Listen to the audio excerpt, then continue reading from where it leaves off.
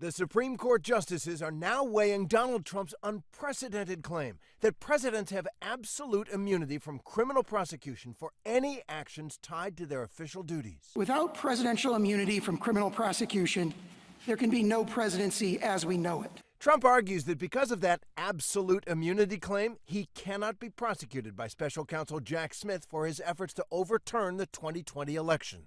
The court's decision in this case could significantly delay the special counsel's already stalled trial, even pushing its start past the November election. During the nearly 3 hours of arguments, liberal justices were deeply skeptical, Justice Sonia Sotomayor pressing Trump's lawyer on where his argument could lead.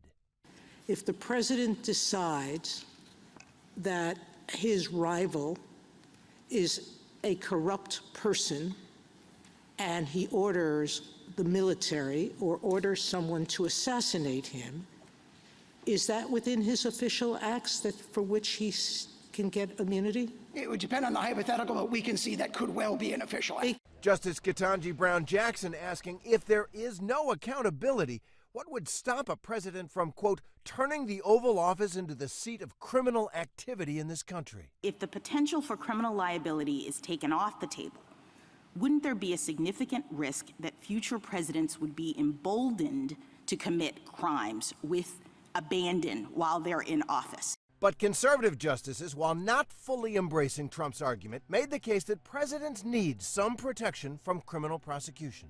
Presidents have to make a lot of tough decisions about enforcing the law, and they have to make decisions about questions that are unsettled. Did I understand you to say, well, you know, if he makes a mistake, he makes a mistake. He's subject to the criminal laws just like anybody else? You don't think he's in a peculiarly precarious position?